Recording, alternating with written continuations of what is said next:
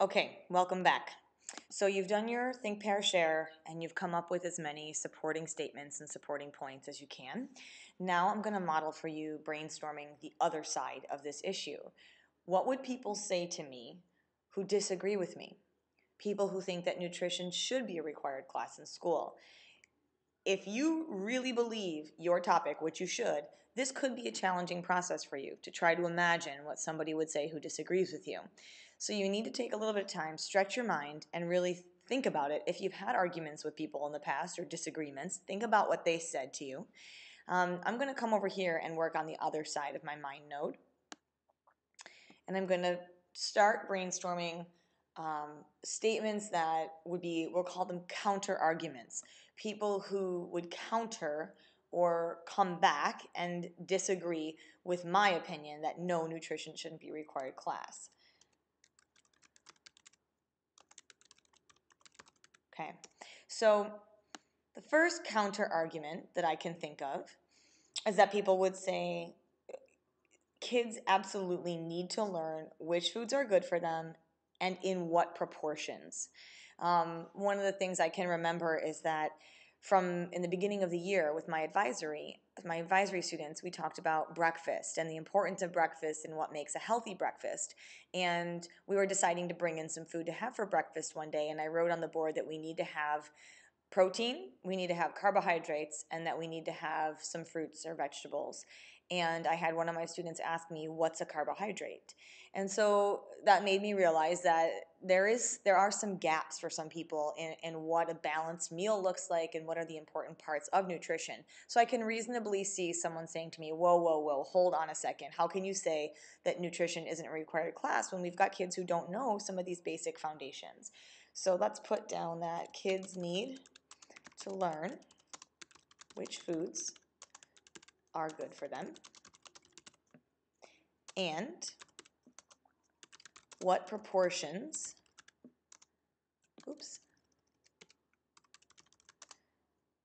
of the kinds of foods available should they be eating. For example, you should have a certain portion of your diet coming from protein, which is a small portion, like 30 or 40%. You need a larger portion coming from carbohydrates for a variety of reasons. Okay, so that could be what somebody would say who disagrees with me. Let's try to think of something else.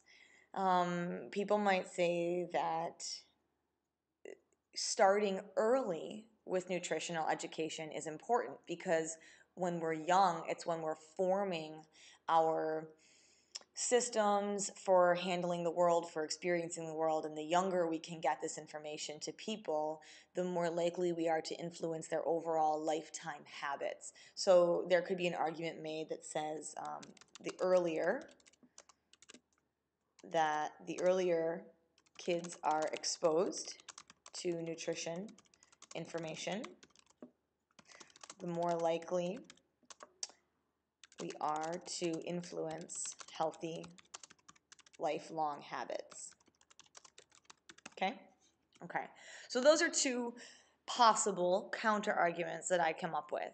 What I want you to do is, again, go back and do the same process that you did before. Have an independent time where you now brainstorm the other side. Brainstorm some counter arguments.